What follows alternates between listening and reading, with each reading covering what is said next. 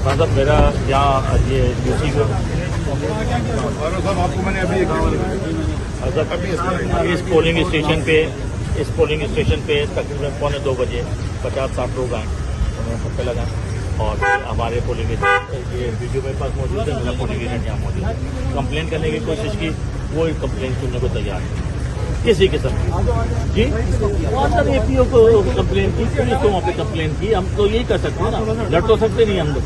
इसी तरह हमारी लेडीज के साथ भी इधर आओ, बच्चे को भेजना जी। अब ये बताएं कि काउंटिंग के बाद जब उसका सीने से नंबर नहीं होगा, काउंटर पोलिंग पे उसका नाम नहीं होगा, तो वो वोट काउंट नहीं होगा। हमारे सामने लगे ना, हाँ भाई ये बच्चा हमारा पोलिंग एजेंट, ये पोलिंग एजेंट। अब ये मासूम सा बच्चा अभी तो देर बाद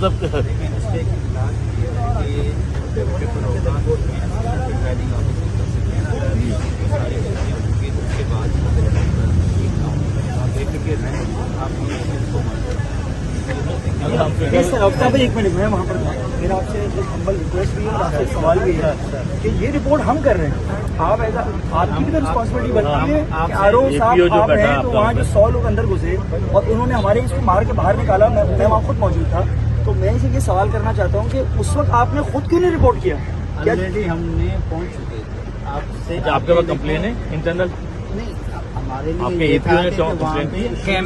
कैमरे भी जब पोलिंग चल रही थी कैमरे नहीं लगे हुए थे। जब मैं अंदर जाके बैठा हूँ 83 वोट काउंट हो चुके थे, उसके बाद कैमरे लगे। और ये तो हमें पहले से पता था कि सेंसिटिव भाई आपके उस वक्त वहाँ पर डीएसपी भी थे, आपके वहाँ पर जो भी टीम पूल वाले इंस्पेक्टर, आई डोंट नो वो एसएचओ थे या नहीं थे, उन सब ने उनको बाकायदा वेलकम करके अंदर जाने दिया।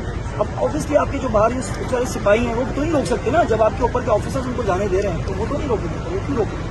हम देख लेते हैं। पुलिस वाले गेट पे ऑलरेडी बहुत थे। और जो बिलाल के साथ हुआ उसके ऊपर वो MLO हमने करवा दिया, लेकिन उस पर FIR दर्ज बिल्कुल कराएं। वो बोलेगा ऐसे तो मैं वहाँ 1 घंटा बैठ गया था, हमें खत्म हो गया, टाइम क्लोज हो गया। थैंक यू बहुत शुक्रिया।